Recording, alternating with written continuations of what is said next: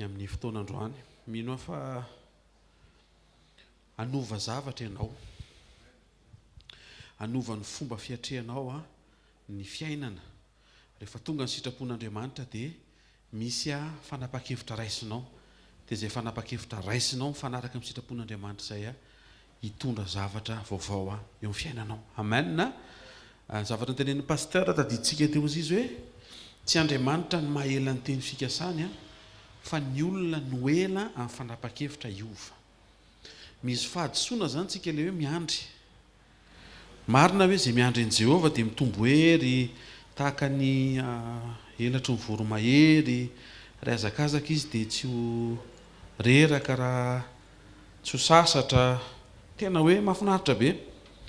Nefa le olona diso ny position misy azy vis-à-vis an'Andriamanitra, satria Andriamanitra ndrasany miandry azy. Dia mieritreritsika hoe misy taiminina mipetrapetraka ao amin'Andriamanitra ao, nefa le taiminina mifamatotra amin'ny fiovantsika. Dikan'izay tsy amin'ny Desambra le izy fa ny fotoana ny décision anao. Raha rehefa aveo le izy dia rehefa aveo zany. Raha amin'ny Desambra ny décision anao dia amin'ny Desambra zany le izy. Azontsika ve le fomba nametrahan'Andriamanitra ny hoavinao eo an-tanan'ny fanapa-kevitra ao. Ny antony sekoly tsy hanapa-kevitra eo amin'ny toeranao. Ny antony sekoly dia ny hampafantatra antsika hoe tia ny fanapa-kevitra tokony ho raisina. Ary ny antony vavaka tsy Andriamanitra manapa-kevitra ao anao fa Andriamanitra manampy anao mba hatanjaka ianao rehefa hanapa-kevitra. Renareo ve la différence? Tonga eto tsika tsy eto no tsy tia fivoriana ity maka décision amin'ny toeranao. Dikan'izay tsy manova ninina zany tia fivoriana ity. Tsy hoe tonga eto ianao dia mizavatra miova ho azy, tsy izay le izy fa ny fahatongavan-tsainao no miteraka décision. Izay fahatongavan-tsaina izay nefa ny teny, zany hoe le teny no mamanga manaitra anao hoe aza ela be eo, fa ianao ihany no reraka eo. Fa miova zao dia misy fanombohana vaovao zao. Ny avy amin'ny teny zany mitondra anao eo amin'ny fanapa-kevitra. Ny fanamasina manampy anao hanapa-kevitra, fa ny manapa-kevitra zasy ianao. Amen. Dia inona zany ny diran'Andriamanitra raha to dia anahy daholo le izy. Voalohany aloha tsy fantatrao ny tokony ho raisina rotraka tsy eo Andriamanitra. Ary faharoa, raha tsara fanapa-kevitra ianao ka tsy nandray an'i Jesosy dia mety ho succès be eto ambony tany fa ny lanitra sy ny mandrakizay baraingo. Mahatonga antsika tonga eto dia misy etaeta ao am-pontsika, etaeta an'Andriamanitra. Noho ny amin'ny Fanambinana dia za no mama mitory-teny eto androany. Alleluia. Fa mino fa hafinaritra ny fotoanantsika satria Andriamanitra no efa melo lalana, moa ny fonao efa mangetaeta. Noho ny amin'izay fampidirana izay taontsika no fahafatana dia hisaotra an'Andriamanitra. Ankasitraka tsika amin'ny fontsika, tena hoe amin'ny voninahitra azy.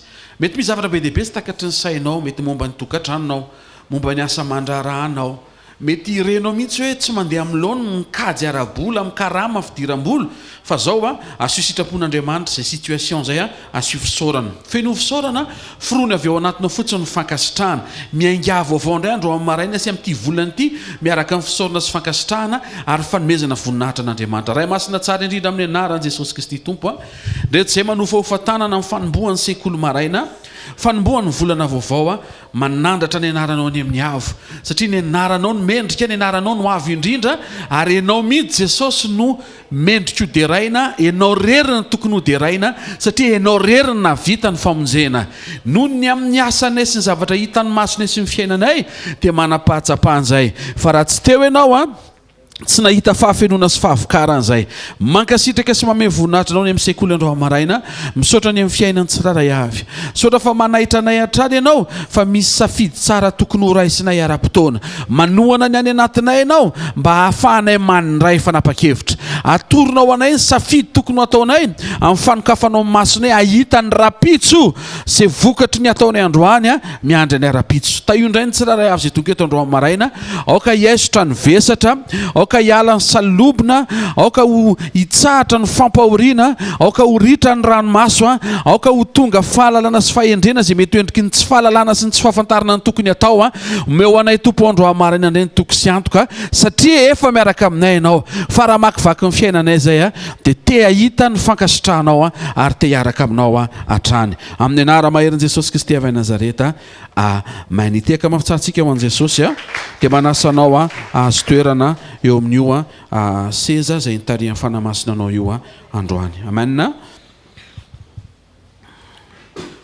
Mbola itoitsika ao anatin'ny nanomezan'Andriamanitra antsika ny fanazavana mahakasika ny fitahiana zay a voalazany dika teny fototra amin'ny teny hebreo hoe berakao. Io fitahiana io a io tsodrany io tsodrany mpitahiana io a dia noazavain'Andriamanitra tamintsika fa fitahiana anankiray a ho ana olona manokana. Voarainy Abraham io a rehefa nitsodrano azy rehefa nita azy rehefa nampepita an'izay Fitahiana Beraka zay a Melkizedeka. Avy eo indray Abrahama nitsodrano an' Isaka, avy eo Isaka nitsodrano an' Jakoba, avy eo Jakoba nanapahatsapana hoe niepita ho azy tany amin'ny Josefa le izy dia ohatr'izay hatrany hatrany a ambara-pahatonga n'io fitahiana io niraisin'i Jesosy. Important be ny hamantarantsika an'izay. Ilaina no hamantarantsika an'ilay historika mba ho fantatsika ohatry ny ahoana le izy fa ny finalité an'le izy a tsy any amin'ny jiosy tsony le izy zao fa ao amin'ny Kristy, tsy hoe ao amin'ny kristianina ndrao izy kristianina ireare hoe tsy any aminareo tsony izy satria aminay zao tsy any aminao le izy fa ao amin'ny Kristy. Ka raha vao tsy ao amin'ny Kristy ianao dia tsy afaka hisitraka na handray na inona amin'ny fitahiana beraka nomanin'Andriamanitra hatramin'ny voalohany io a zay ny destination finale an'io tsy ny taranaky Abrahama amin'ny eritreretintsika fa Kristy zay isolo tena sy taranaky Abrahama irery voalazan'i Paoly apôstôly zany hoe olona anankiray ihany zany mendrika atao hoe taranaky Abrahama, tsy ianao, tsy za, tsy le jiosy any Jerosalema amin'izao fotoana izao manao an'le misy an'le hitanao le volokely le tsy reny fa Kristy. Ary matoa Kristy natao hoe zanaky Abrahama manomboka eo amin'ny Jesosy zany a dia tsy misy zanaky Abrahama afa-tsony zany akoatran'i Jesosy. Mila maharaka tsika manomboka eo amin'izay any amin'ny Kristy mibaolina. Efa tany amin'ny foana mibaolina fa maika mihamazava rehefa tonga nofo Jesosy. Azafady tonga dia any amin'le tsy sarotra be zany fa arao tsara fotsiny azontsika le izy a. Zay no mahatonga antsika na dia mianatra momba le fitahiana berakarany tsy ho hisitraka an'io ianao raha tsy connecté amin'i Jesosy satria napetraka ao amin'i Jesosy io fa tsy hoe napetraka ao amin'ny kristianina. Hainareo hoe différence an'izay? Raha hoe ao amin'ny kristianina mantsy a dia andeha rerinay kristianina tsisy Kristy manaradiako dika le manaradigna eny aoriana fa le manana an Kristy sy mifandray amin'ny Kristy a miombona misy communion a dia izay communion zay no ahafahanao misitraka an'le fitahiana beraka nomanin'Andriamanitra zay napetrany ao amin'ny Kristy. Ny mampety anao zany androany maraina dia ny mitoetra ao amin'ny Kristy. Tena akaikinao a sekoly fitahiana androany maraina hoe a napetraka Andriamanitra ao amin'ny Kristy hoe a ny fitahiana beraka hoe ho anao hoe avy ireny zay ao amin'ny Kristy le izy hoe dia tsarovy ry namako hoe a fa raha vao tsy ao amin'ny Kristy ianao hoe a dia tsy hisitraka an'io ianao hoe zany hoe ampifamatoran'Andriamanitra amin'ny Kristy sy ny mission mpamonjena mampijoro anao amin'le tanjona mandrakizay le fitahiana eto ambony tany amin'le mampiazakazaka ny olona isan'andro. Tsara be zany. Aloha ampifamatorana amin'ny zava-panahy sy ny fialana eto ambony tany zay mety ho etaeta ao anatinao mba hiainatina fahafelona sy fahabetsahana. mazava neny voavoarery miteny hoe mazava mazava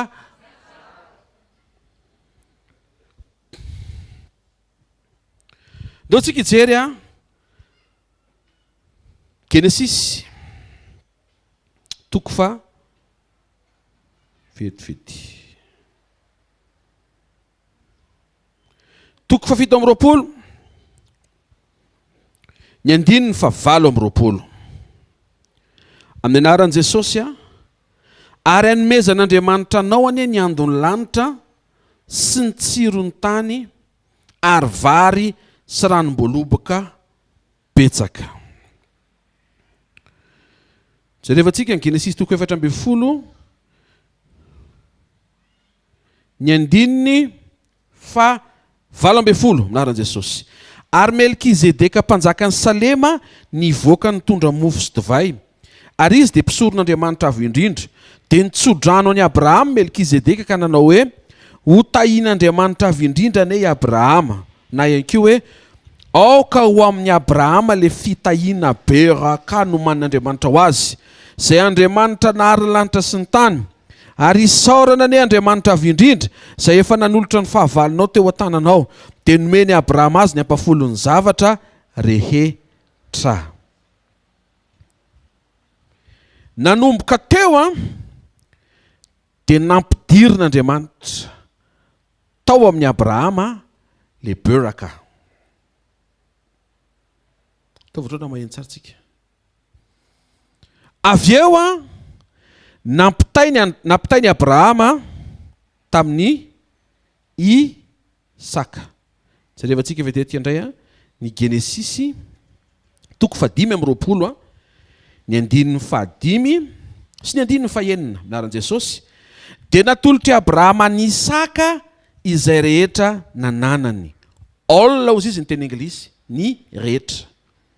Eo dia efa misy zavatra be dehibe mahadiso ny fomba fijerin'ny olombelona sy ny zavatra ataon'Andriamanitra.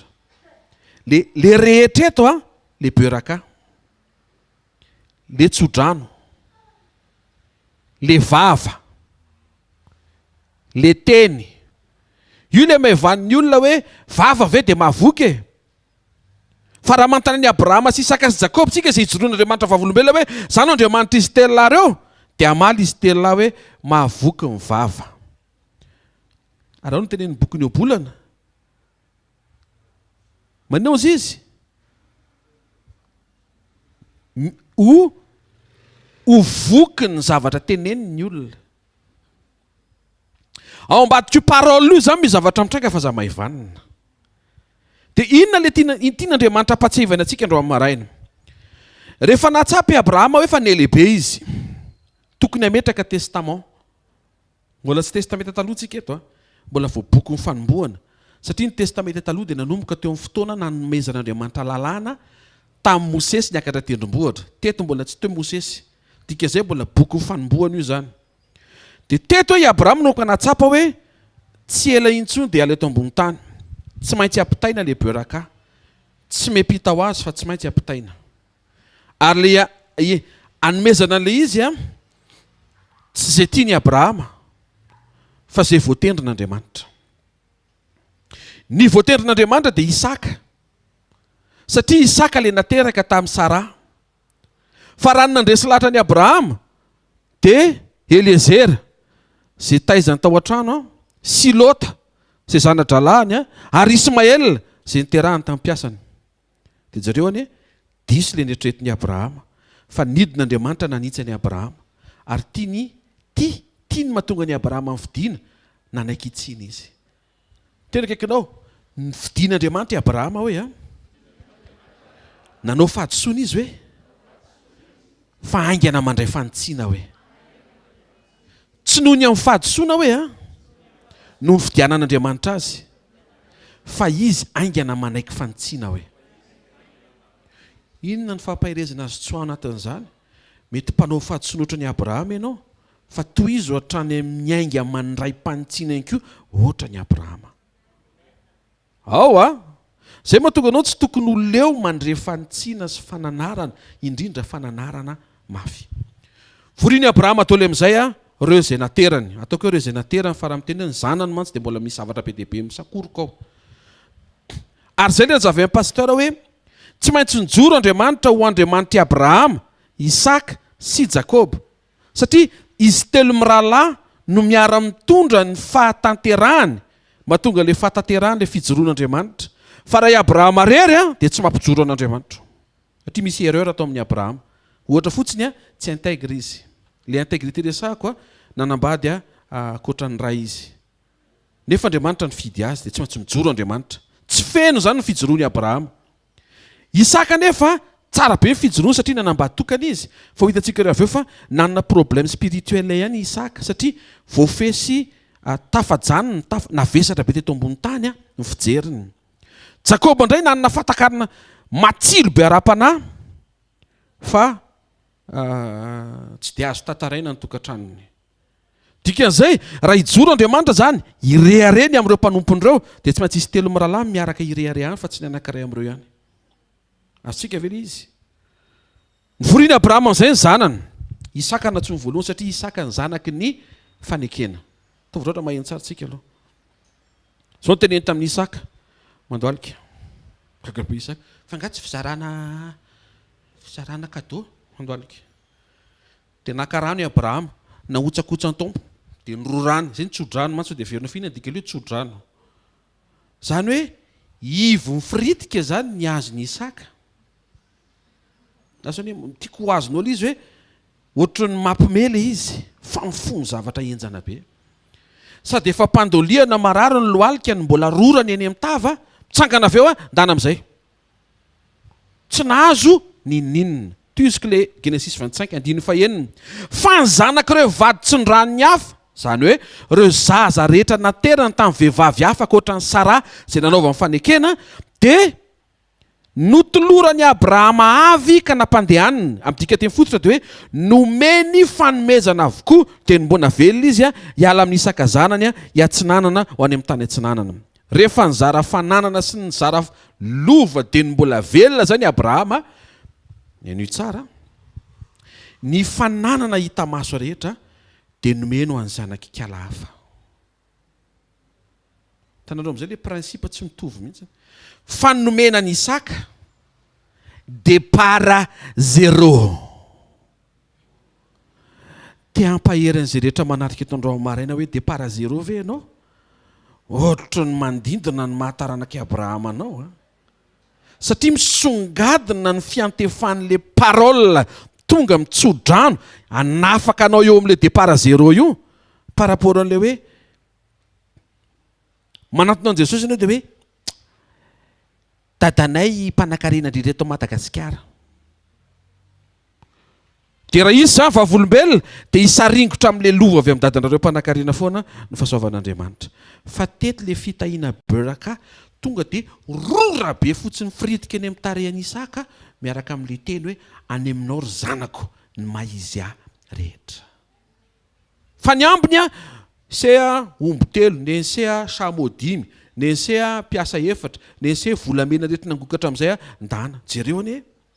Jereo ane le toe-tsain'ny olona miaraka amin'Andriamanitra tsy mamatotra ny fony amin'ny zavatry ny tany satria mahafantatra fa ny sorsa ny zavatry ny tany teo an-tanany dia Andriamanitra. Dia hitanareo nozary ny Abrahama Isaka hoe tsika ry zanako départ zéro fa tsy miankina amina hoe misy zavatra iaingana fa misy olona iaingana, misy Andriamanitra iaingantsika. So maheno tehaka ho an'Andriamanitra.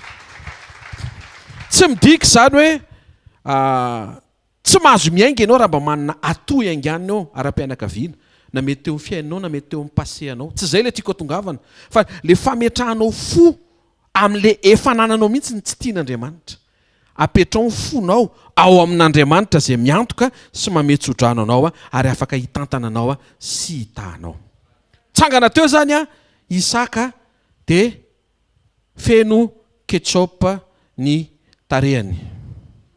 Sady Abrahama araka ny tantarany mpahay tantara tena hitanao le mifritidritika rehetra efa le miresaka. Tiako azonao mihitsy hoe ohatran'ny marque riko le izy. tsy voatery letreretina confort hoe vita nitsodrano tonga dia teo ambony seza fiandrana dia nilanjay ny Isaka. Efa sady asaina mandoalika mbola rorana. Ohatrany hoe rora lisy fa tsy rora lisy fa tsodrano. Dia zao tsangana avy teo Isaka mijery an'le rahalany rehetra, le demi frère sy le demi sœur amin'ny be dia be, mibata entana, mibata fananana, mitondra volamena, lasa dia izy ny tavela eo Isaka rery sy ny rorany rainy.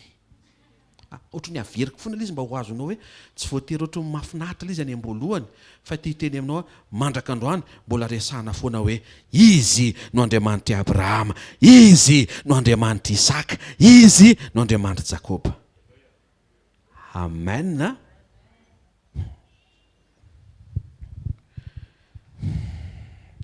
Ny signe zao le izy io le beraka fa milatsaka.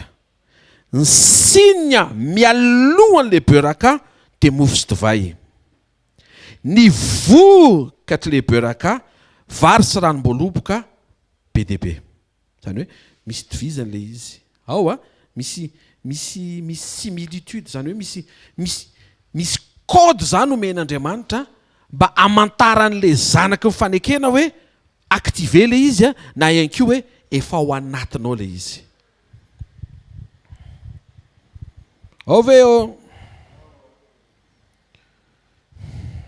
efa fantatsika fa nangetaita zava-panahy Jakoba, fa tafiditra tao amin'ny lainga sy fitaka izy nametraka ny zava-panahy ho ambony, ary ny hevitra sy nametraka an'Andriamanitra ho andefitra amin'le lainga satria mangetaita zava-panahy izy. Azareo izy resako sa ve? Hitanany ohatran'le olona mieritreritra hoe rehefa manome vola be ao am-piangonana dia afaka manota kely. Ohatran'izay ihany le izy. Zany hoe rehefa azon'le zava-panahy dia azon'Andriamanitra lefena zay mba lainga, ampafiry ny mpandainga zany. Teneno akaikinao amin'ny mahazanak'Andriamanitra anao hoe dia misy zavatra tsy azonao atao tsony hoe na dia fanaon'ny olona ara hoe izy any ivelany ihany hoe afaka manao an'izany, fa ianao ao an-trano hoe tsy mahazo manao an'izany. Tsy maheno tehaka ao an'Andriamanitra. Dikan'izay tsy pura zany, misy impureté le izy, ary Andriamanitra marina tsy azo fitapitahana. Isaka azo fitahana fa Andriamanitra tsy azo fitahana. Dikan'izay nandringa zany le beraka. Ary nahitana an'izay raha tokony ho vary sy ranom-boaloboka betsaka ny vokatra le izy dia lasa biby fiomy betsaka le izy satria ny toerana nisy azy ny diso. Tsy tokony tany amin'ny Labana izy fa tokony tao amin'ny Isaka ihany. Tanareo diso le fitaka. Esau ane mety hoe olona tsy de spirituel fa tsy tonga tany amin'ny fankalana izy raha tsy nangalatra Jakoba. Nefa Esau koa tsy marina satria zavatra efa namidiny naika tsy namidiny ray. Tsy marina koa zany Esau. Fa tsika tsy jery ny problema any Esau fa any Esau iny. Fa neny Jakoba ny resahantsika. Mazava ve? Satria samy rendre compte anatrehan'Andriamanitra ny tsiraray avy. Rehefa nanofy Josefa dia ozy izy hoe zavatra nofisiko ozy izy dia nanangona vary be dia be tsika. Tonga dia taitra Jakoba. Manino zany tsy nanofy an'izany? Fa manino izy nanofy an'izany? Ary zay nefa le tsodrano beraka. Dikan'izay tsy mila discernement intsony zany efa voadiscerne ho azy fa ao anatin'ity zazy ity zany zay kade alohan'ny farany tanao tsy misy idirany amin'le. Ary fantatry Jakoba zany satria Jakoba zandriny, Esau ny zokony, fantatry Jakoba tsara zay. Asika ve le izy tonga ditany tany amin'le rêve dia efa mivoaka le signe hoe nanofy izy hoe nanangona vary be dia be, dia eo amin'izay le mampime be. Nofony Josefa dia izy hoe nanangona vary be dia be tsika. Teny voarainy rahalahy Josefa dia zao miseho miavaka izy, nefa ao anatin'le nofy teo ampovoany izy fa teo niavaka satria ny rehetra nanangona daholo. Mety ne koa ka le amboara fa efa amboara aloha iny. Ohatrany hoe miteny aminao misy prêt-à-pot aminao manofy dia zao ny nofiny hoe nanofy aho hoe nanana fiara tsara tarehy be daholo tsika rehetra dia fiarako ny teo ampovoany. Dia ny ao an-tsain'le ratsy fanahy sy le ratsy loha fa maninana anazy ny eo ampovoany fa tsy mba mifaly eo ay eo nanofo anahy izy fa ke hoy za koa mba azo fiara hoy zany ray andro hitanareo any amin'le toe-tsaina sy le fomba fiatrehana fiainana tsy mahay mandray zavatra tsara satria misy lonolonona toetra ratsy ao anaty tsy levona. Sekoly Fitahiana andro maraina levony aloha le toetra ratsy fa tsy ho tafavoaka amin'ny vision tsara eo izany mihitsy ny olona tsy manana toetra tsara. Gaga be Joseph, finna ny problema nareo amin'le nofy. Le nofy ne mafinaritra be fa tafiaraka ane antsika. Dikan'izay ho ela velona zany, zany mbola anatin'le rêve daholo. Dia mba saintsaina ane Josepha nanofy fa ho ela velona zareo satria hoe mba miara mitondram-boaritsika dia dikany hoe mitondram-boary hiaraka nango ho grossistsika ho collectera be tsika. Dino tsy hain zareo fa maninona ialany eo afovoany. Avadiko indray le fanoharana nanofy areto ao an-trano zany nareo io nanofy hoe lasa président ony dia nareo rehetra lasa ministre daholo. Tongavantsika amin'ny efatra maraina aty amin'ny sekoly zany nofy zany. Alleloia, mahafinaritra koa, mba tsara zany nofy zany sa hoana. Fa problema le rahalany fa maninona ialany président za teo mba misaorany tompo rehefa tsona ministre aloha izy. Tsy haiko asika ve lasa ohatrany hoe tsy mahita an'izay ataon'Andriamanitra fa mitsiriritra an'izay ataon'Andriamanitra any amin'ny hafa. Hitako Andriamanitra ny nampanoratra didy 10 mialohan'ny fotoana aza mitsiriritra. Alleluia. Saoly mpanjaka. Sokafantsika ne vedekely dia hiditra any amin'le toyantsika. 1 Samuel 10. Proof nomen'Andriamanitra ny signe fa efa niampita tany amin'ny Saoly mpanjaka ny Beraka. Ny andininy fa Samuel voalohany toko 10 ny andininy 7 naran'i Jesosy. Dia androsy ala ao ianao ry Saoly ka ho tonga eo amin'ny hazo terembita ny tabara. Dia hifanena amin'ny olona 3 lahy miakatra ao any amin'Andriamanitra ny Betela. Ny anankiray mitondra zanak'osy 3, ny anankiray mitondra mofo 3 ary ny anankiray mitondra divay 2 tavoara. Io le signe.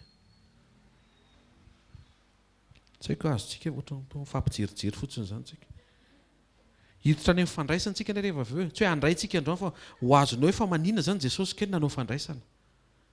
Satria io mofo sy divay io zany kody anairana ny zanaky ny fanekena hoe misy zavatra ao anatinao.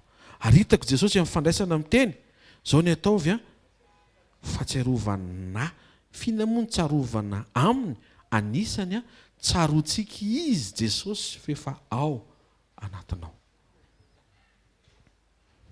David rehefa nitsoaka ny Saoly izy dia nisy vehivavy anankiray zay hvkl mitondra mofo sy divay koa eo anataminy. Mihaino ve tsika zany hoe misy signe omen'Andriamanitra ohatrany hoe hamantarana fa ao le izy. Hitanao zay maniny Jesosy mamely le signe. Neny Jesosy le signe tsy andrasana fa atao isan'andro mba hampatsiahivana anao fa efa ao amin'ny Kristy le Fitahiana Beraka le ilainao fa mila manao fandraisana fotsiny ianao atserovanao an Kristy fa tsy le fitahiana. Tsy haiko hoe azotsika ve le tamin'ny Abrahama Melkizedeka nitondra mofo sy divay. Tamin'ny Josefa teo amin'le tandapa farao tao amin'ny prison nanaitra ny Josefa. Le tandapa voalohany mpitondra mofo, le tandapa faharoa mpitondra kapoaka misy divay. Tsisy coïncidence zany ao amin'Andriamanitra. Ka zay sensible manana révélation dia mahafantatra an'le kody hoe misy zavatra ao matoa ty zavatra ty ampahitana amin'ny masoko. Zay le anairan'Andriamanitra amin'ny alalan'ny fandraisana. Nidina mihitsy Andriamanitra tonga olombelona nanolotra ny tenany sy ny rano mba ho tonga mofo sy ranom-boaloboka azo hohanina sy azo trona. Io le fitohizany le famantarana efa naseho hatramin'ny voalohany tamin'izany Melkizedeka amin'izao Kristy. Tamin'izany tandapany Farao amin'izao Kristy. Tamin'izany le olona tsy fantatro ireo niona tamin'ny Saoly fa amin'izao Kristy. Tamin'izany Abigaël fa amin'izao Kristy.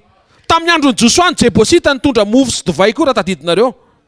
namitaka izy fa tsy le fitaka nataony tiako ho tonga ao anatinao fa le izy nitondra n'le sinina nanaitra ny Josoa hoe hoay raikitra zany ty fa ho azontsika kanana ary efa atao anatsika le beraka andovatsika an'izay tany nampanantenain'Andriamanitra. Tsy haiko hoe mazava ve zany zavatra zany. Ohatrany hoe lalina be zany izy nefa tsy lalina le izy. Galatina toko fahatelo sokafony baibolinao arany. Galatina toko fahatelo vakiny amin'ny andininy fa 17 minaran Jesosy.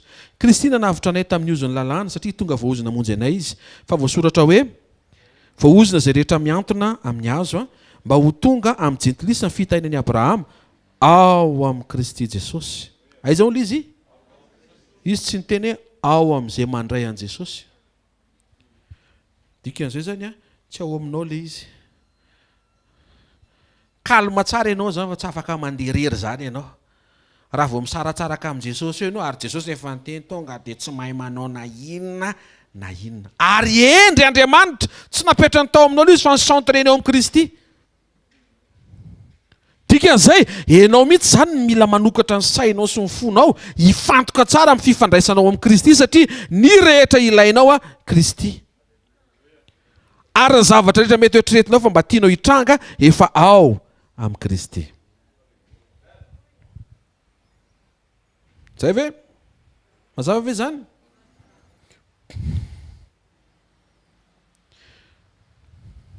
Vary sy ranom-boaloboka betsaka. Tamin'ny herinandro ambony resaka momba ny mentalité, momba ny sain'i Kristy. Hiverina amin'izay tsika par rapport an'ity thème omeny tompo antsika andro amaraina ity. Ny fiatrehanao fiainana dia marina fa eo ny fanamasina mitarika. Fa ny fanamasina rehefa mitarika dia limité eo amin'ny toe-tsaina.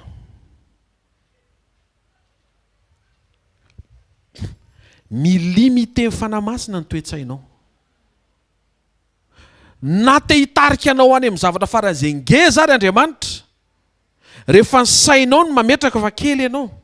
Tsy miresaka an'ilay fanetretena hoe mahatsapa ho kely ianao, tsy izay. Fa le fandavanao an'ilay fitondran'Andriamanitra sy eritreretinao fa tsy possible. Izay sakanao amin'ny saina izay mila entinao eo amin'Andriamanitra.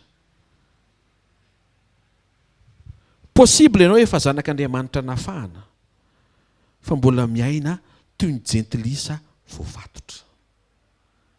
Efa vita ny famonjen'i Jesosy fa le saina miatrika ilay andavanandro mihitsy mbola mametraka fa olombelona milolo lanitra manina moa. Manina moa? Tsy maintsy lena hony. Fa nganareo rehefa aviorina tsy mitondra elo e. Fa nga tsy izy ny imperméable. Hitanareo? Asehon'ny teknôlôjia teorina. Fa possible ianao mandeha ambanin'ny orana fa tsy lena. Efa misy ary le ohatran'ny ba amin'ny silikona ireny dia anaovana amin'ny kiraro dia tsy mando ny kiraronao na dia dain ary. Zany hoe possible mandeha anaty orana fa tsy lena. Inona ilay tiany haviana? Possible. Ety amin'izao tontolo izao ianao fa tsy manao ny fanao n'izao tontolo izao. Tsy amin'ny alalan'ny teknôlôjia fa amin'ny alalan'i Kristy nidina nanovanao, nanova ny fanahinao mba ho fanahy sensible amin'ny présence an'Andriamanitra sy sensible amin'ny volonté an'Andriamanitra. Ny fanampian'Andriamanitra antsika dia izao, tsy Andriamanitra ny manapa-kevitra eo amin'ny toerantsika fa Andriamanitra nanova antsika amin'ny fahateram-baovao mba ho tonga karazana olona vaovao tsika sady mahazaka miara-monina amin'ny fanatrehan'Andriamanitra no sensible kokoa amin'ny sitrapon'Andriamanitra noho ny amin'ny fahotana. Ianao manatrika eto androany maraina io zany sy izay mandresy izay afaka mbola miaino ary manao rediffusion any poto-tsofony any ambadibadika any dia fantaro fa karazan'olona manao sitrapon'Andriamanitra kokoa ianao io zany. Fa zao tsy amelanao ho votsitra amin'izao ny devoly. Apiditra hevitra foana ny devoly hoe ianao ary ohatr'izao hatramin'izayko. Iny le hatramin'izay nge ianao taloha e. Ianao vaovao ne le resahantsika eto androany maraina e. Ianao vaovao tsy mora manota. Misy mentalité zany mila masahana. Tsy masaka ho azy io. Tsy masaka ho azy io. ianao manamasaka an'le izy amin'ny alalan'ny fahafantaranao fa efa zay ianao sy ny fitondranao ambavaka anao mba ho zay tokoa ny fahatsapahnao na de efa zay ary ianao. Manina? Efa zay ianao, tena kaikinao efa zay ianao hoe. Fa tsy mahatsapa an'izay ianao. Zay le ilanao mivavaka hoe. Mangataka ianao amin'Andriamanitra hoe mampiseho etaeta mirehatra be mba hiaina zay fiainana zay efa ao anatinao. Mikonto foana ny etaeta fa tsy mandeha ho azy. Raha tsy mangetaheta an'izany tsika tsy possible tonga any mihitsiny. Satria efa niteny meloa Jesosy sambatra ny noana sy mangetaheta ny fahamarinana fa izy novokisana. Tsy possible mihitsy zany le fahafampo momba an'izay toetra zay raha tsy hainao mihitsy aloha ny te ho zay toetra zay na de efa zay ary ianao. Ao anatinao efa misy fandeferana. Tena kaikinao mety tsy tsapanao zany hoe fa misy stokina fandeferana ao anatinao. Io stokina fandeferana io illimité. Satria isaky ny lany io dia ny herin'ny faherezana pompy mampiditra indray avy ao amin'ny fanahin'Andriamanitra. Zany aneny tokony tena isaorantsika an'i Jesosy be dia be. Misy tokona toetra tsara illimité tsy voafetra ao anatinao. Dikan'izay afaka maka daholo ny adala rehetra. Maka fandeferana aminao. Tiako tenena zany afaka mandefitra amin'ity karazana fahadalana rehetra ty ianao satria misy fandeferana vonona ao anatinao. Fa io fandeferana io tsy mivoaka ho azy. Fa io fandeferana io mitily ny etaetanao. Fa ianao ve aloha mba te handefitra fa tsy hoe efa ao le izy. Ny problème le izy tsy mety mivoaka e. Tsy hoe tsy mety mivoaka fa efa nomeny Jesosy ny teknika ny famoahana le izy. Ny olona zany foana koa raha toriteny ato. Zany foana ny ato ambara-pahatonga le izy masaka eo aminao koa. Inona koa ny dirina lesina hafa nefa zany ary tsy masaka. Ny olona ka eo zany ke manomboka le izy tsara fanahy aloka. Ny olona tsara fanahy mamoaka vokatra tsara avy amin'ny rakitra tsara ao anatiny. Ka ninona fahatsaran'ny trésor ao anatinao mihitsika io rehefa ratsy fanahy ianao. Dia azo atao excuse ka le izy tsy mivoakako. Inona ny ao ambadika izay ratsy fanahy zany. Dia hozy Andriamanitra tamin'ny Kaina. Raha tsara fanahy ianao izy dia maninona? Miramirana ny tarehanao. Matoa zany manao ratsy tarehy, ratsy toetra zany. Hoy hoe manao ratsy tarehy fa tsy hoe ratsy tarehy ianao manao ratsy tarehy satria misy faratsipo, misy faratsipanahy, misy faratsitoetra. Ny solution tsy eny amin'ny tarehy fa ao amin'ny fo. Amen. Vary sy ranom-boloboka betsaka. Inona zany le toe-tsaina? Inona le toe-tsaina? Fa men'Andriamanitra miresaka toe-tsaina satria ny Romanina 12:2 dia miteny aoka ianareo ho transformé. Aoka ianareo ho transformé. Aoka ianareo miova nareo. Ahoana ny fomba iovanay? Amin'ny fanavao zanareo ny sainareo. Anareo daholo le izy.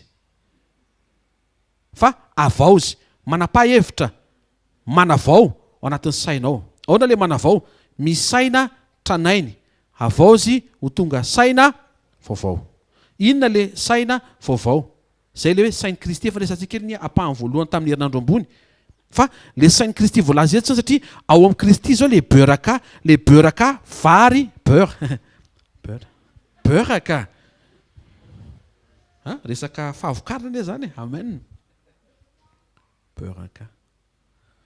Vary sy ranom-boloboka betsaka. Toe-tsaina mpamboly fa tsy toe-tsaina pioty. Mety efa ao anatinao le beraka hiteraka vary sy ranom-boloboka betsaka fa tsy mitranga zay raha tsy mamboly ianao. Satria ny toe-tsainao toe-tsaina pioty, cueillette, cueilleur. Dia ndraso vetivety. Inona le tokony andrasana pasteur? Mendrasa fotsiny. Tao edena cueillette. Manao resaka mampiditra mamoaka ty pasteur ty. Fa nga tsy mamboly indray. Tamin'ny voalohany tsy mamboly. fa rehefa nanota amin'izay toy tsy Andriamanitra hoe tsy maintsy misy zavatra tsy maintsy miova zaniko, tsy maintsy mamboly. Naverin'Andriamanitra kely izy tamina nome mana, ny mana koa tsy nambolena fa ny mana kehety mitsimponina. Zany hoe ampatsahivon'Andriamanitra za fa mbola possible le izy. Mazava tsara fa vao nigadina tao tany Kanana zareo, tonga dia najanon'Andriamanitra ny mana, ndana mamboly daholo amin'izay. Tena hoe kaikinao vary sy ranom-boaloboka betsaka hoe. Romanina 12:2 iverina kely vetesika dia misy notion hozaraina aminao dia saintsainao any amin'ny fiainanao any. Anaran'i Jesosy. Ary aiza manaraka ny fanaon'izao tontolo izao fa miova ny fanavaozana ny saina, amantaranareo ny sitrapon'Andriamanitra dia izay tsara sady ankasitrahana no marina. Zavatra anankitelo no tsoahako ao anatin'io. Angle fijeriko inoko fanomen'Andriamanitra izy dia zaraiko aminao. Aza manaraka ny fanaon'izao tontolo izao, resaka conformité. Ny fomba fanaovanao zavatra anankiray dia tokony conforme amina zavatra anankiray. Anankiroa le mifanohitra sy mifanipaka eto. Conforme amin'izao tontolo izao. Iny le hoe manao zavatra anankiray ianao ohatry ny fanaon'izao tontolo izao. Tena ny akaikinao tsy mety iny hoe. Amin'ny mahazanak'Andriamanitra anao hoe dia ny fanaovanao zavatra anankiray hoe teneno izy tokony conforme hoe mitovy ohatry ny fanaova ny fanjakan'Andriamanitra azy hoe. Amen. Miova ny fanavaozana ny saina. Le voalohany teo conformité. Ty faharoa ty mentalité. Ary le fahatelo farany amantaranareo sitrapon'Andriamanitra dia izay tsara sady ankasitrahana ny marina. Le fahatelo farany dia priorité. Boky iray io fa mbola tsy afaka navoaka voatreto, mbola tsy vita mantsy. Atomboka amin'ilay mentalité izy vetivety. Mentalité ana mpamboly. Mentalité ana olona misaina lavitra. Rasoary. Jerentsika ny tenen'i Solomona vetivetika. Sakafo mpitoroteny. Toko faharoa. Ny andininy fahatelo. Manomboka amin'ny fahatelo dia ny andininy fahaefatra amin'ny anaran'i Jesosy. Ny saina tataopoko malifaly nofoko tamin'ny divay. Inona ilay zavatra netretiny ny divay, na ihany koa ranom-boaloboka, jus de raisin. Ary mandra-pahitako izay tsara ho an'ny zanak'olombelona ka tokony ataony aty ambany lanitra amin'ny andro vitsy iainany. Satria izay ny zavatra ny saintsainiko dia nanao asa lehibe ho ahy, nanao trano, nanao tany. Rehefa ny saina jus de raisin Solomona dia inona no natsangany? Tany mboloboko. Tena izay mentalité zay. Te hisotro jus de raisin, mamboly voaloboka. Mazava ve? Satria tsy ho edena intsony zareo. Dikan'izay misy safidy azonao ampiasaina manova sy mamaritra ny hoavinao iray manontolo. Amen. Ny olona mioty miandry izay maniry ho azy. Ary mionona rehefa tsy maniry eo ilay zavatra mba eritreretiny. Dia tsy misaina mihitsy ny hoe ndeha mba hiaritra kely dia amboly an'izay mba tiako. Ny mpamboly mampiasa safidy dia afaka mamoaka ny safidiny, ary afaka maneho ny safidiny, ary misitraka ny vokatry ny safidiny. Misaina izy, te hisotro jus de raisin mieritaona, dia inona ny ataony? Mamboly voaloboka izy. Exemple zany teneniko zany. Te hihinana haricot-vert, dia inona ny ataony? Mamboly inona izy? Mamboly vera izy. Mamboly tsaramaso izy. Tsy haiko azontsika ve izy. Le anankiray zany zay eo dia izay zaniko. Fa le anankiray mihoatra an'izay, izay tsy misy azo hafafy. Amen. matetika ny olona mioty a tonga dia hohaniny daholo zay azony fa mpamboly a rehefa miakatra ny vokatra dia tsy maintsy misy a avelany ary io tetsena mpamboly io ny tafiditra ho io karazan'olona mpamafy mazava be mpamafy anatin'ilay famafazana voalaza eto amin'izay a sady mahay manokana avy amin'izay azony izy a ny dimy ho an'Andriamanitra anisan'ny mahatonga le dimy tsy voalozany a le mentalité hoanina zay azo dia zay mitrangy fa manana hoetiny ohatra izany foana ny fiainana eo zay mitrangy eo mitranga tsy zay ny le izy ny fiarahanao amin'Andriamanitra ny mampitranga zavatra iny fa tsy hoe izy ny mitranga ho azy inona ny misy ao an'ala dia zay zany no haninako fa ny manana le beraka vary sy ranom-boaloboka betsaka afaka mandray fanapa-kevitra izy ohatra mba te hinana voatavo dia inona nataony mamboly voatavo izy fa ilay anankiray mbola tsy nanandrana an'izany tsirom-boatavo zany hatramin'izay ny ainany tsy mbola ninona mofo voatavo tsy mbola ninona lasopy misy voatavo tsy mila nanandrana an'izany dia rehefa mizay inona koa izy ohatra ngeza ohatr'izay fotsiny le izy fa le olona mihinana sy misitraka salama tsara izy miaraka amin'izay élément nutritionnel entiny ny zavatra zay nanapahany hevitra ho afafy iny misy décision zay a teraka avy amina mentalité ka ianao zany tsy tian'Andriamanitra hiandry fotsiny eo ianao miandry inona ianao sa miandry an'iza miandry apastera ho avo ny fotoana tena feno fiadanany Madagasikara mety any amin'ny tany vaovao zay eritreretinao zay angambany any vao tena ho feno fiadanana zany ny tany manontolo azo amboarina ny zavatra misy eto amin'ny firenena fa tsy natao ianao hiandry ohatry ny mpioty fa natao ianao handray andraikitra ohatry ny mpamboly miandry mpitondra ve ianao ry namako fihinana ny andrasanao amin'ny mpitondra ny asany areo tena efa mavesatra ianao ary mitondra ny ankohonanao indray misy fotoana tsy hitanao zay andraisana décision amin'ireo foko 3 ao an-trano ireo dia mba saintsainy zany ny andraikitra ireo mpitondra zay mila ny vavaka ao ry zanak'Andriamanitra ny zanak'Andriamanitra dia tsy miandry fa ny zanak'Andriamanitra ho Paoly apôstôly dia andrasana misy zavatra miandry ianao zany kay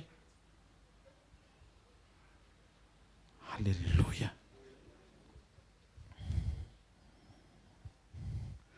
miandry orana ny pioty ofena ary fa misy orana fa mpamboly raha toy izy tsika eo amin'ilay andininy fa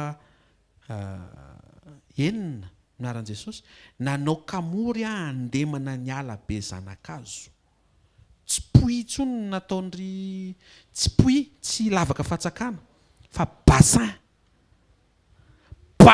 nangonana rano mba tsy hisy excuse ny tsy fisiana rano ndao tsika hifory fiangonana fa manina ny tsaramasiny tsy naniriko Andriamanitra tsy nandatsakorana ailika n'Andriamanitra tsy mandatsakorana indray le izy nefa latsaka ny orona tsy asianao bassin tsy asianao kanala tsy asianao ninina nefa omen'Andriamanitra fahendrena ianao fo azy zay fahendrena ao anatinao zay aza dimy fa vary sy ranom-boaloboka betsaka zay midika fa ianao zany mila manana toe-tsaina mpamboly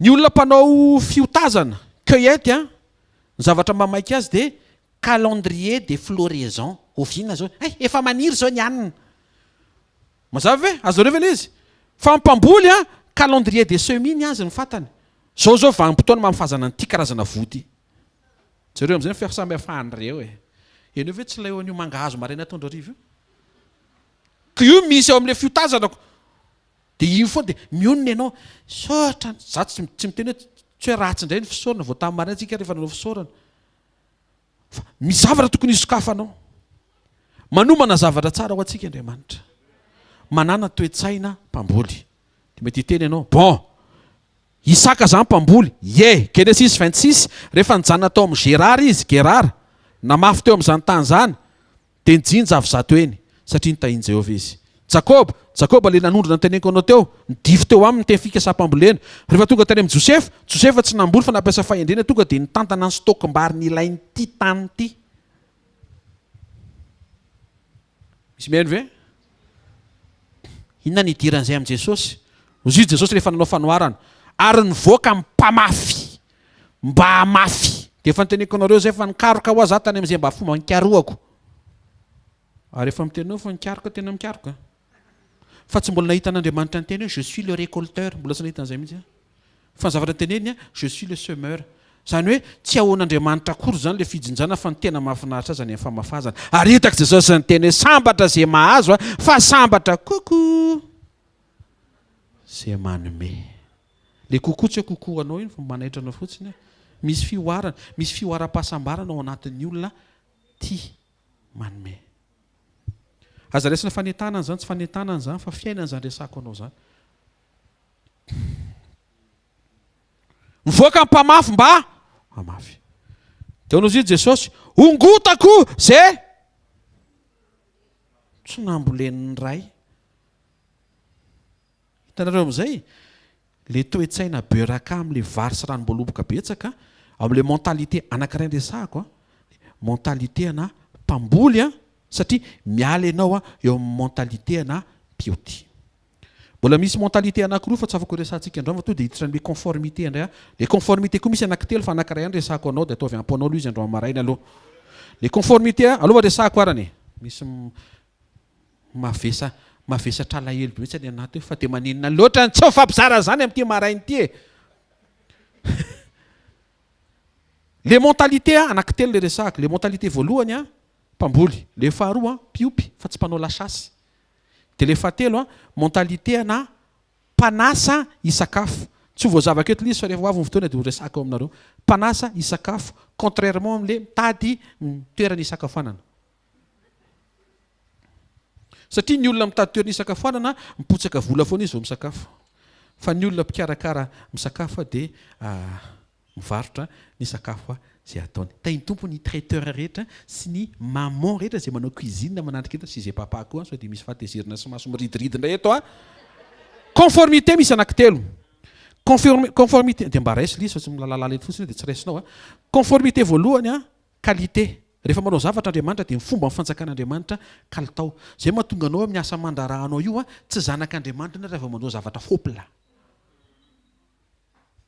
dia lizy tsisy idirany hoe satria olona madiodio ny tonga avy mety heverina fa manam-bola bebe kokoa inona ary tia manao hoe prix MP ty tsy miankina amin'ny olona ny vidiny fa miankina amin'le kalitao amidinao raha ohatra ka mety hoe tsy zakan'le olona le vidiny lafo be mamoa vokatra mety eo amin'ny sahala amin'le fa mividin'le olona fa tsy hoe MP dia tsy kilovinao ny fiainan'le olona zay vao menao prix izy zanak'Andriamanitra mame qualité to dia mpafataro ty zao ny vidiny io zany hoe jereo anatin'ny paziny mahefany vao hitanao to dia amalina frera pitso maraina ty ny vidiny to dia mazava tsara na mpanan-karena ianao na mety tsy manana dia zay ny vidiny mety mahita fitilo ianao rehefa toy mpanompon'Andriamanitra le ao zay kosa aloha tsy lavina qualité ny voalohany faharoa zava-baovao amen dia fahatelo vokatra voahodina eto amin'izay le resahako tam'le vary sy ranom-boaloboka betsaka fa maninona ny ranom-boaloboka fa tsy voaloboka satria misy zavatra tokony ho avoakanao mihoatra n'olo efa vokarinao mahavariana reto producteur de cacao pays africain telo any Afrika Madagasikara mety eo anisany aty amin'ny océan Indien fa ny leader en chocolat Suisse en Suisse tsisy hazona coco na ray ary tsisy poro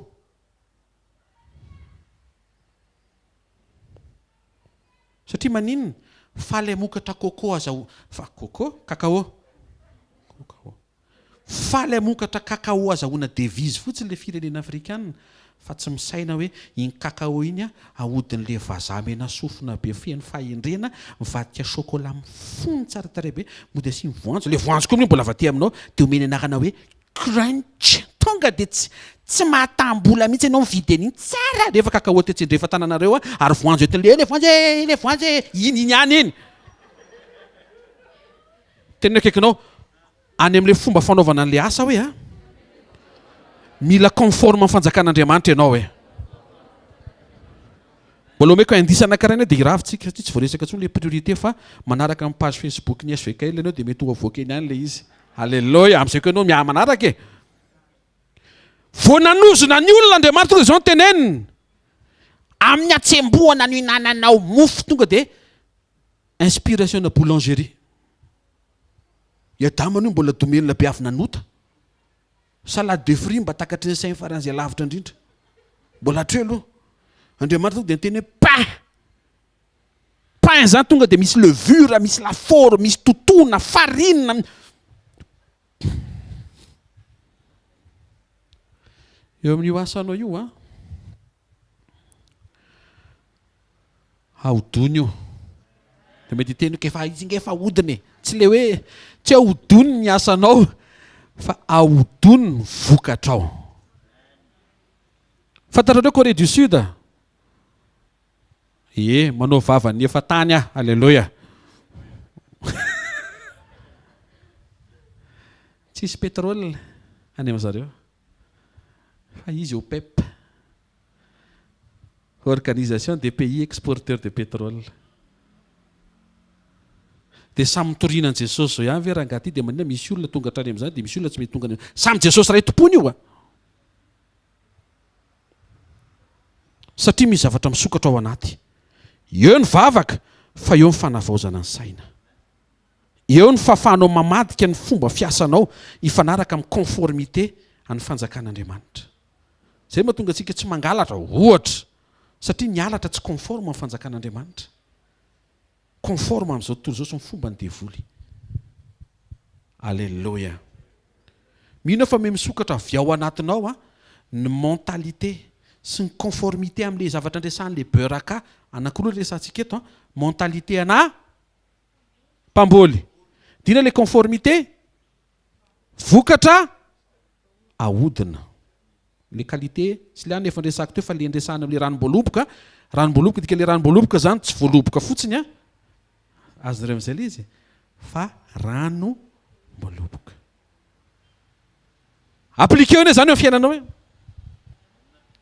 appliqueo ane zany fa na ianao ary itsika sy faly hoe tena mba niova ihany ty fiainan'ny lala izy tsy théorie ndresako anao fa pratiqueo le izy manana toe-tsaina mpamboly ny mahasamihafa azy fotsiny amin'izay rohatra ka hiditra vetivety 2 minitra ny amin'ny fahasamihafaniny hoe naninona rehefa tonga Jesosy dia tsy misaina fijinjana ianao important be zay dia ahoana kosa zany dia anao maina zany tsy hoe manao maina ianao tsy zay fa nampifamadian'i Jesosy ile izy ao amin'ny testamenta taloha mamafy ianao objectif hijinja fa rehefa tonga Jesosy nomeny Jesosy ianao objectif hizara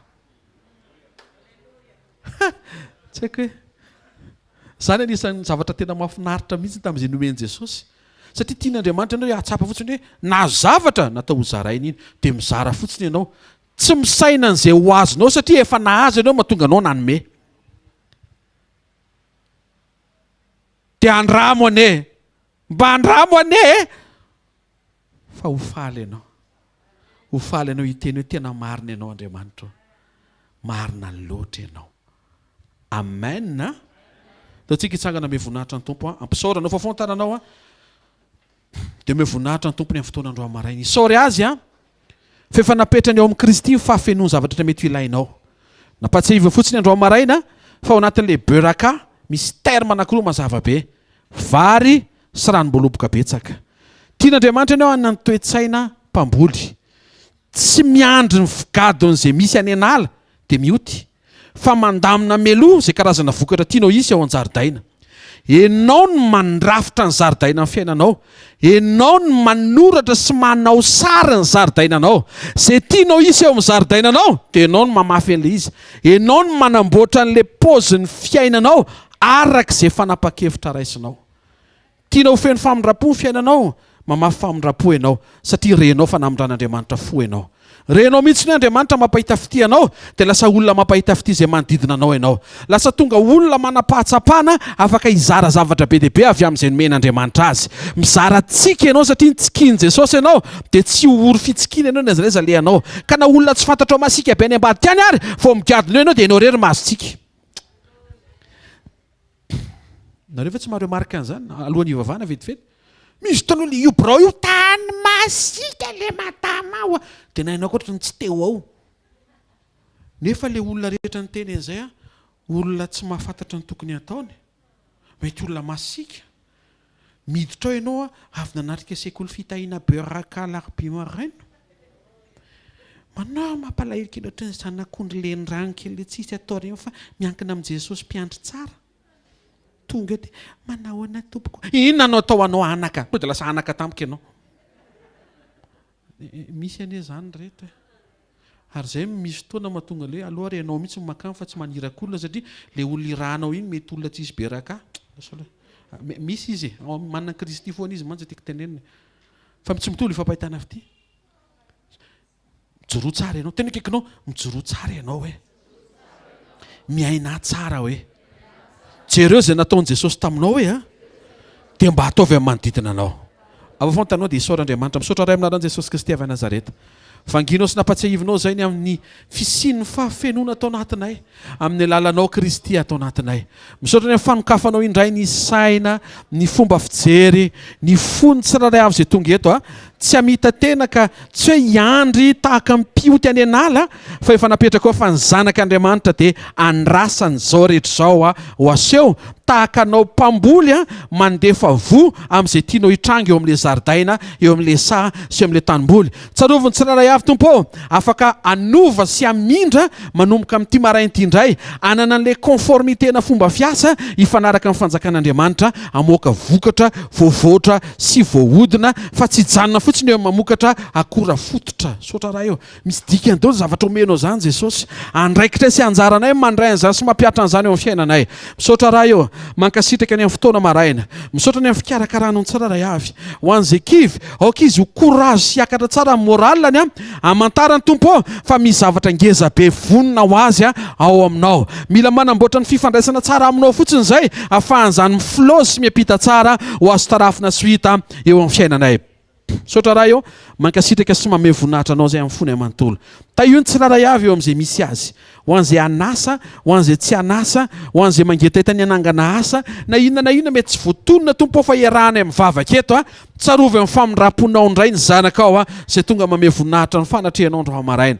tsarovy ny tsiraray avy amin'ny fiainana eo amin'ny fameloma mivady aman-janaka tsy ho vesatra tsy ho fanahina fa teny hisokatra avy ao anaty a amin'ny tsikitsiky fa misy zavatra efa nomaninao a misy zavatra efa vonina natao isitrahana natao avoaka natao a iainana misaotra raha eo amin'ny anara maherin' Jesosy Kristy avy Nazareta amen tehaka mafitsika ho an'i Jesosy tehaka mafitsika ho an'i Jesosy mahazo toerana vetivety a anao fanatisika dia tonga dia tsofina rano a dia amarana ny fotoana dia tahin'Andriamanitra azadino fotoanantsika etsy amin'ny trampokin'olona nalakely a ny fotoana zoma zao amen sy ny sabotsy a communion mahafinaritra be mihitsy io le zavatra nyresahako anao ito io fa mbola ho avy ny fotoana ho développentsika bebe koa fa zay a inoko fa zay anankiroa zay aloha mety andro amin'ny maraina voalohany a mentalité anapamboly voky ny trano ianao a atao fitoetsany apamboly inona indray ny azo afafy aiza indray ny azo afafy to dia zay tena mahafinaritra re zany dia avy eo ilay conformité nyresahako teo a manaova zavatra voahodina raha ohatra ka hoe varotra no resahana amen mamokara produit fini zay izy amin'ny teny frantsay na inky hoe produit transformé lizany eo omen'Andriamanitra lizy fa dra zanak'Andriamanitra tsy manao e fa za mahita fa misy zanak'Andriamanitra manao a sy mijoro tsara manomboka andro amaraina misaotra ray aminaran'i Jesosy ny amin'ny fotoana mankasitraka amin'ny fony amanontolo zay amin'ny anaran'i Jesosy taio indray zay rehetra nanao ny fanatitra sy nanao ny famafazana ny fahatserovan'izy ireo fa nitahazy ianao minaran'i Jesosy amen tsofina rano sy tononona so tsodrano zao eo amin'ny fiainanao ho tanteraka ny fifandraisanao amin'ny Kristy mba ahafahanao misitraka ny fitahiana beraka vomanao anao ao amin'ny Kristy mahita aminaran'i Jesosy fahabetsahana mahita fahavokarana mahita fahatsarana tsy ho haintsika azavaina satria misy fahatsaram-panahy eo amin'ny fiainanao amoanao an'izay rakitra tsara efa napetrak'Andriamanitra ao anatinao mandehana mijoroa arak'izay nataon'Andriamanitra teo amin'ny fiainanao tao amin'i Jesosy arak'izay naseho an'i Jesosy ianao dia mba ataovy amin'ny hafa ihany koa raha namafy famindrapo teo amin'ny fiainanao Jesosy a mba mamafazy ianao famindrapo manodidina anao. Raha nampafantatra anao Jesosy fa tianao eo amin'ny misy anao androany mbola tsy tanteraka eo, mamafaza fitiavana eo amin'ny manodidina anao mety mbola tsy tanteraka ihany koa. Raha manam-paharetana Jesosy ny amin'ny anao mbola tsy lavorary hatramin'ny androany io, mba manana ianao faharetana ny amin'ny manodidina anao ihany koa.